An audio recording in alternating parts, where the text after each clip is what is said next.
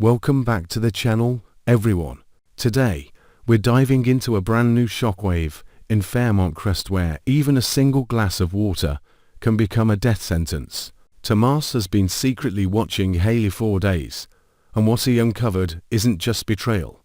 It's a chilling poisoning plot aimed straight at Bill, but the most terrifying part isn't that Hayley wants to kill her own husband, it's the question of who's backing her, who's pulling the strings to claim the entire fortune and the insurance fund. If Donnie finds out the truth, will she charge in for revenge?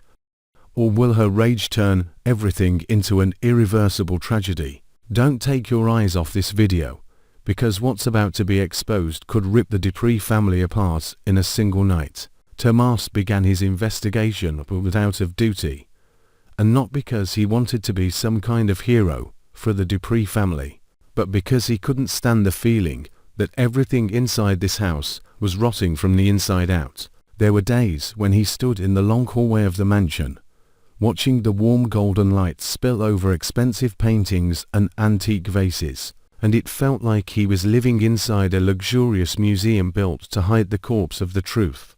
Bill was growing weaker by the day, sunken eyes, a roughened voice, headaches and nausea returning like a curse on repeat. People could call it stress, age, the endless battles of business finally draining his body.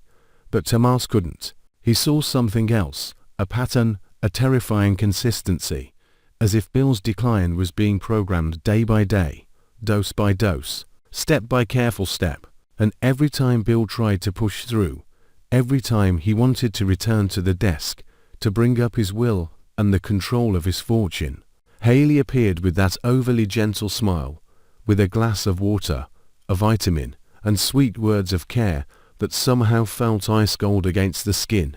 Tomas didn't trust vague instincts, but he trusted the stare of someone hiding something, and Hayley wore that stare the way someone wears an invisible ring on their hand.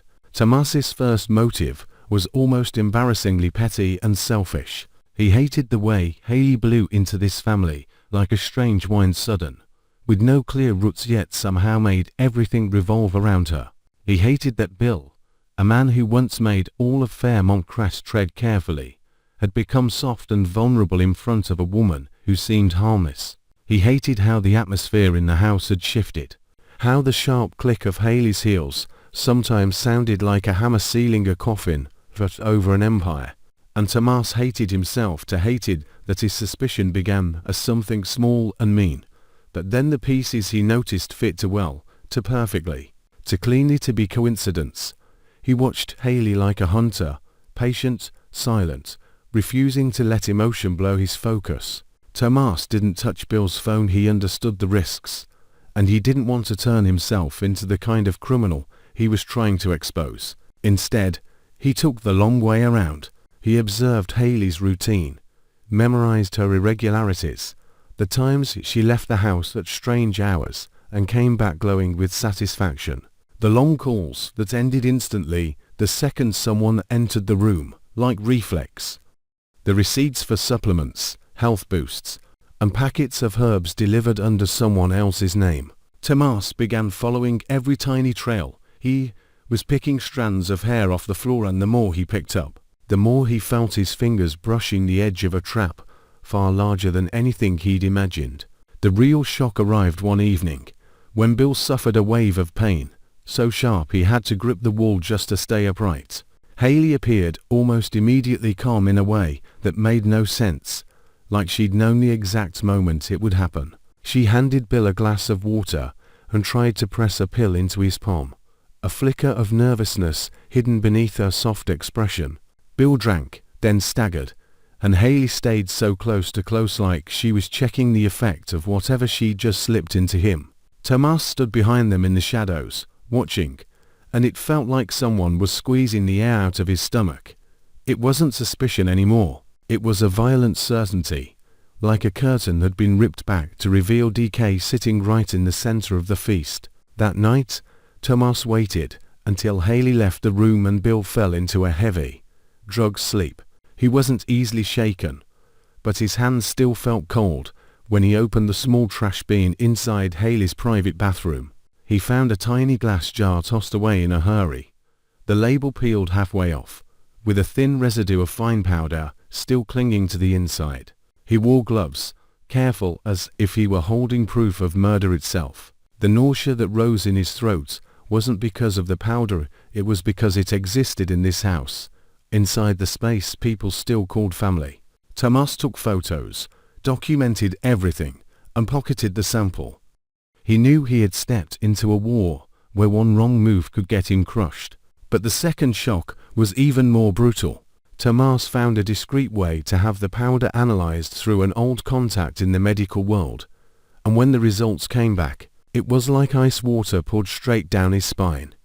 This wasn't a common sleeping pill or some simple weakening agent. It was a meticulously blended microtoxin, designed in small doses to accumulate over time enough to create symptoms that looked like a natural illness: dizziness, headaches, mild liver stress, digestive disruption, irregular heartbeat. It wouldn't kill quickly, but it would drag a powerful man down slowly, strip him of strength, strip him of resistance, and most importantly, strip him of the clarity needed to control his fortune.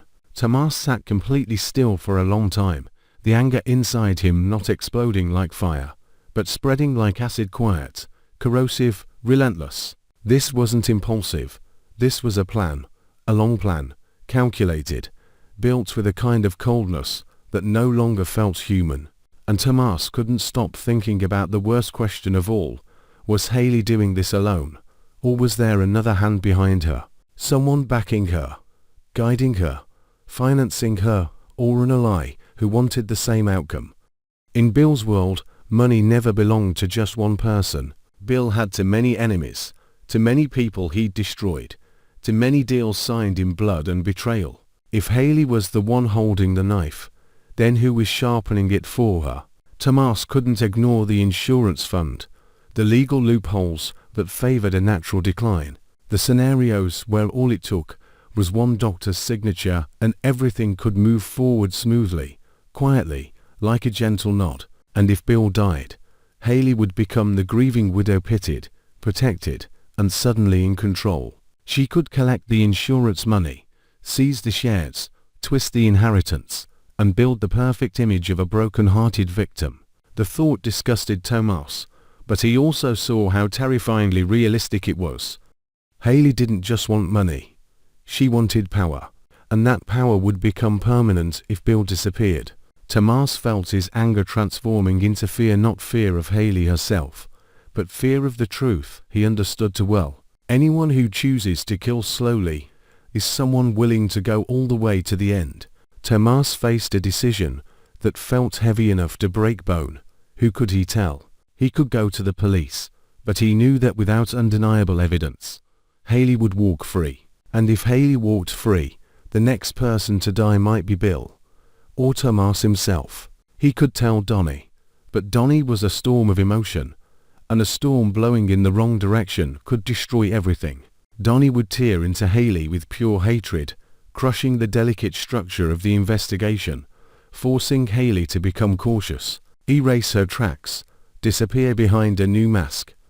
But Tomas also knew that keeping this from Donnie was like holding a bomb in the hands of someone blind. Donnie was the kind of woman who could love Bill by destroying herself, and if she found out Hayley was poisoning him, Donnie's anger wouldn't just be anger anymore, it would become madness dressed up as grief. Tomas considered Court, because Court had strategy, discipline, the ability to see life as a chessboard. But Court carried her own danger, her ability to become cold when necessary. Court could turn this into a weapon, not just to save Bill, but to reshape the family's power structure, to crush Hayley in a way that strengthened her own position. Tomas didn't know if he wanted to hand Court that blade, not because Court was cruel, but because in this house, saving someone was sometimes just the excuse. The real goal was always who would still be standing when everything collapsed. And then there was Ted, a name that moved through Tomas's thoughts like a ghost. Ted was too smart not to smell blood. If Ted discovered Bill was being poisoned, what would he do? Save Bill, or exploit Bill's weakness to gain advantage? Tomas didn't believe Ted would sacrifice an opportunity for power out of morality. If Ted got involved, Everything would become a war with no ending. And the most terrifying realization of all was this: in this family, everyone had a reason to want Bill gone, whether they dared to admit it or not. Tomas kept watching Hayley, digging deeper. And the further he dug, the more layers of filth he uncovered: a secondary bank account, small transfers that arrived with steady regularity, secret meetings with a man Hayley kept out of camera range, a black car appearing again and again like a heartbeat. Tomas photographed the license plate, had it traced, and what came back made his blood turn cold. The vehicle belonged to a law firm specializing in insurance and inheritance. There was no doubt anymore. Hayley wasn't only poisoning Bill, she was preparing the paperwork, preparing the route, preparing a legal exit strategy for murder. Tomas's anger rose like fever. He wanted to storm in, break Hayley's false serenity, force her to meet the eyes of the man she was killing one day at a time. But he had to swallow that impulse, because he understood that recklessness would destroy the only chance to save Bill. Tomas slept less, his eyes darkened, his mind stretched tight like wire. He sat through family meals like he was attending a funeral and one else new had begun. He watched Bill smile weakly, watched Hayley pour water, watched Donnie try to act normal even though her gaze sometimes looked like it wanted to tear someone apart, and Tomas wanted to scream just to make it all stop. Then came the most unexpected shock of all. Tomas realized Hayley was watching him too. Once, he noticed signs that his phone had been tampered with. Another time, he saw Hayley standing on the staircase, staring down at him for far too long, not with the look of a wife caring for her husband, but with the stare of someone measuring a threat. Tomas understood in that moment that his investigation was no longer secret. He was in the crosshairs, and suddenly, his anger shifted into a cold, hollow desperation. He might be able to save Bill, but could he save himself? Tomas decided to take the most dangerous step yet.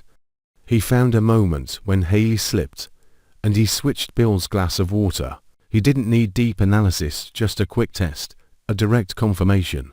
The result sealed everything Tomas already knew. There were toxins in the water, and in that instant, his world collapsed and rebuilt itself into something else, something with no space left for doubt, no room for mercy. Bill was running out of time, and Hayley was running out of time to be stopped. Now Tomas stood on the edge of the final choice, brutal and unforgiving: expose everything immediately and drag the entire family into a scandal that would detonate their world overnight, or play the long game, pretend he knew nothing, gather enough evidence to destroy Hayley and whoever stood behind her. But the long game meant Bill would keep drinking poison for days, maybe weeks more. Tomas didn't know if he could endure that. The thought of Bill dying slowly under Hayley's hand made him feel insane.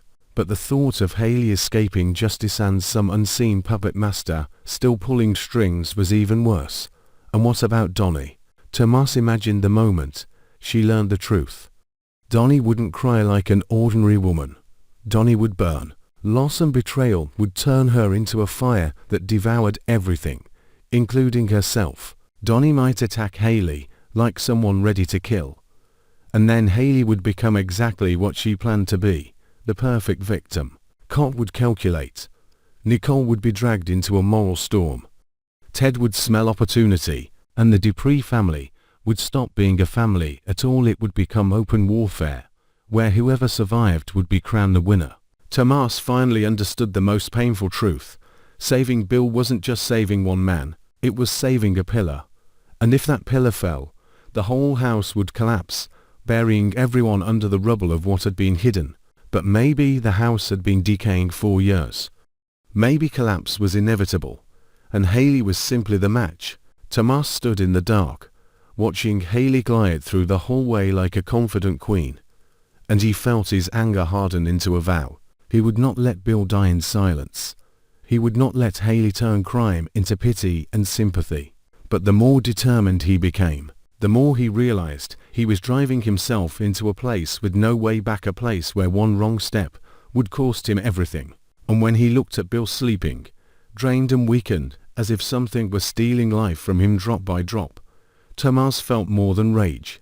He felt a twisting pain in his chest, because he understood this too.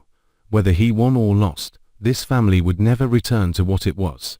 What was coming would be loss, suffering, and the exposure of darkness they had spent years trying to hide. And the biggest shock might not be that Hayley was poisoning Bill, but that when the truth finally exploded, some people in this family wouldn't even look surprised.